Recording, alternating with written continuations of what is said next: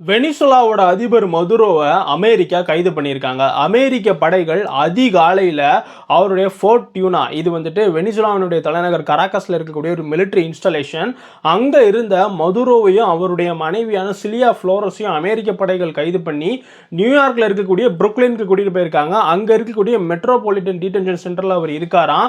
இவரை New York court முன்னாடி ஆஜர்படுத்த போகிறாங்களாம். ஏன் கைது பண்ணாங்க அப்படின்னு பார்க்கும்போது, நியூயார்க்கில் இருக்கக்கூடிய நீதிமன்றத்தில் இவர் மேலே கிரிமினல் வழக்கு இருக்குது. எதனால் அப்படின்னா, அமெரிக்காவுக்குள்ளே சட்டவிரோதமாக போதைப் பொருள் கொண்டு வந்தாங்க, சட்டவிரோதமாக வெப்பனை இவர் வெனிசுலாவிலிருந்து அமெரிக்காவுக்கு ஏற்றுமதி பண்ணதார் அப்படின்னு வழக்குகள் இருந்துச்சு.